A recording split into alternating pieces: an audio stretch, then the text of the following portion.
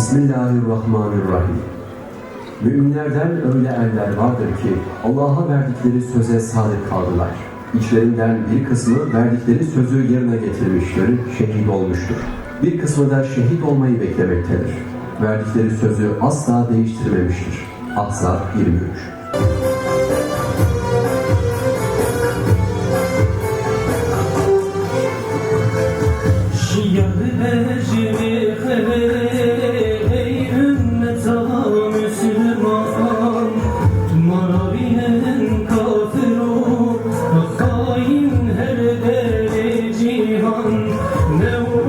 Malumunuz şehit ve şehadet İslam'da çok kutsal bir yer kapsamaktadır.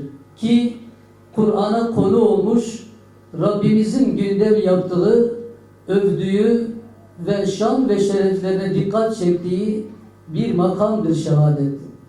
Hem ulvi hem de kutsal bir makam olması hasebiyle de nice insanların duasına konu olan, hayallerini süsleyen bir hedefe dönüştü. Hazreti Habil şehadetinden sonra günümüze kadar bu kervan hiç durmadan yürümüş. Ve bu kervan kıyamete kadar da durmayacak. Çünkü ebedi olan kitabın gündemine taşıdığı bir konu elbette bir zamanla sınırlı değildir. Her şehit giderken arkasından şehit adaylarını bırakarak gidiyor. Şehadet bir mektep, mezunlar vere vere kıyamet gününe kadar bu mektep açık olacak. Ve nice Hüseyinler, Atalar, Saidler, İsmailler bu mektepten icazet almaya, mezun olmaya devam edecek. İşin aslında en güzel noktası da şudur kıymetli misafirler. Cenab-ı Allah'ın kendilerine ölü demeyin diye tembihte bulunmasıdır. Estaizu billah ve la tekulu limen yuqtalu fi sabilillahi emvat bel ehya velakin la teş'urun. Sadakallahul azim. Ölü demeyin diyor Cenab-ı Allah.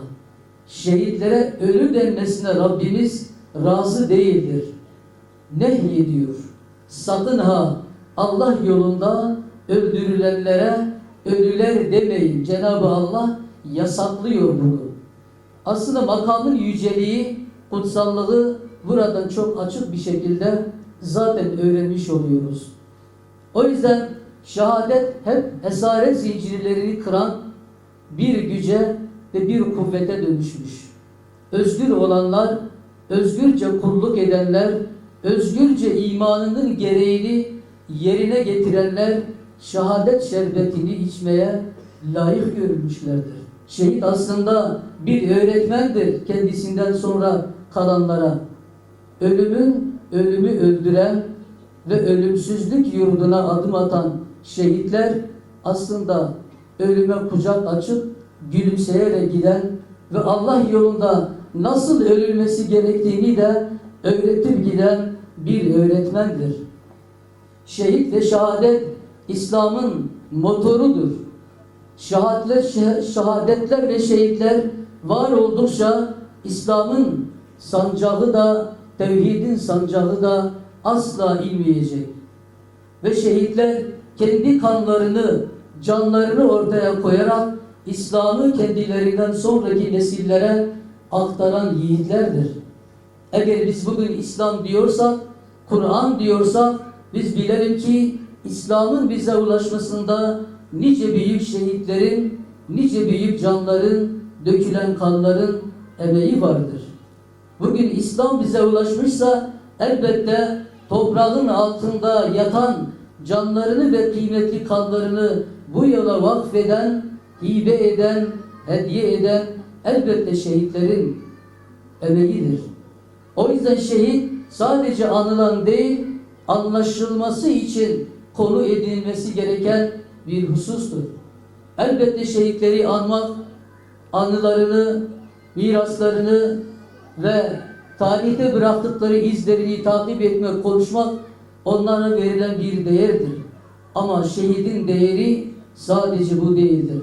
Elbette şehidi anmak ve anlamak konusunda bu programların yapılması çok manidardır. Bizler şehitleri anmaktan ziyade anlamaya çalışmalıyız. Şehit ne demek istiyor? Şehit giderken arkasından bizlere ne tür müjdeler verdi? Nasıl bir miras bıraktı?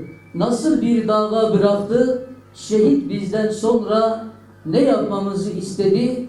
Bunun üzerine çok yoğunlaşmalıyız. İslam'ı en güzel şekilde anlayan ve bunu hayatıyla pratize eden, eyleme dönüştüren, gözünü kırpmadan fani dünyalıklara, şatafatlı, süslü saraylara gözünü dikmeden Allah yolunda kanını ve canını seve seve, güle güle vererek giden bir insanın elbette kendisinden alınacak çok dersler vardır. Hele hele çağımızda dünyevileşme hastalığının çepeçevre kuşattığı ve bizleri gerçekten değerlerimizden uzaklaştırdığı bu zaman diliminde şehitlerin o emsalsiz mesajlarına çok ihtiyacımız vardır. Şehit de dünyayı sever. Onun da dünyaya yönelik programları, dünya ileriye yönelik projeleri mutlaka vardır. Ama en büyük projesi, en büyük hedefi, en büyük programı yeryüzünde zillet altında yaşamaktansa izzetle ölmeyi tercih etmesidir. O açıdan zillet altında yaşayanlar, mazlumca yaşayanlar, zulümlere maruz kalanların şehitlerin yolundan gitme gibi bir mecburiyeti vardır. O yüzden şehitlerin mesajını ve davasını anlamaya muhtacız. Kıymetli misafirler, şimdi şehitlerin kanları, canları ne kadar mübarekse, ne kadar kutsalsa ve Rabbimiz onlardan bahsederken ne kadar yüceltirken aynı şekilde şehidin geride bıraktığı, emanet ettiği ve miras olarak da bize bıraktığı davaları da o kadar kutsal, o kadar ulvi bir emanettir. Bize düşen şehitlerin miraslarına sahip çıkmak, davalarını anlamak, izlerinden gitmektir. Sadece onları konuşmak değil, onları anmak değil, tam manasıyla anlamak, yaşamak ve izlerinden adım adım, karış karış gitmektir. Rabbimize hamdolsun. Büyük bir iftihar ve düşüncelerle şehitlerimizi özellikle İslam'ın bize ulaşmasında büyük büyük emekleri olan o şehitlerimizi rahmet ve minnetle anıyoruz. Rabbim bizleri de onların gittiği yoldan giden, sözlerine vefa gösteren, sözlerinde sadık olan o bahtiyar kullarından eylesin. Cenab-ı Allah şehitlerin döktüğü kanların hürmetine İslam ümmetini zaferlere, nüsretiyle kavuştursun diyoruz. Allah şehitlerimizin mekanını cennet, makamını âli eylesin diyoruz. Ve ya Rabbi senin dinin için, dininin izzeti için, Müslümanların onuru ve şerefi için savaşan, cihad eden, meydanlarda koşan, ölüme gülümseyerek giden o kahramanlarımızı zaferlerle, müjdelerle mükafatlandır.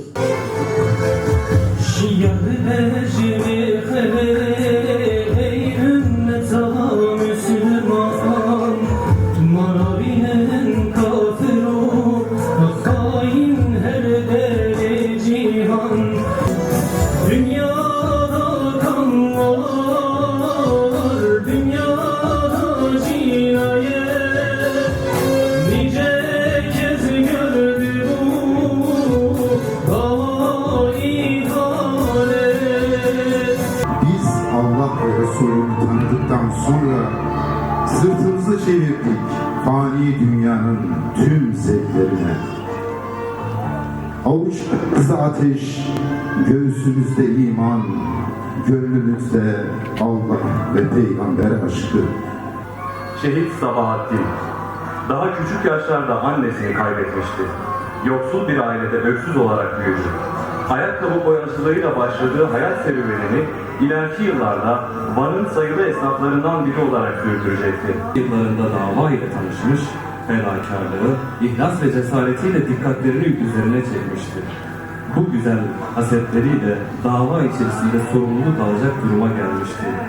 Genç yaşına rağmen iyi bir muallimdi, bir cami sevdalısıydı. Diğer dava arkadaşları gibi camide birçok talebe yetiştirdi. Gizli ve açık her şeyi hakkıyla bilen, mülkün ve saltanatın ve bütün varlıkların sahibi, gözden uzak, gönle yakın, her şeye kadir olan Yüce Allah'ım. Senin rızanı umarak burada toplandık, huzuruna geldik, boynumuzu büktük, elimizi açtık, bizi kapından boş evirme Allah'ım.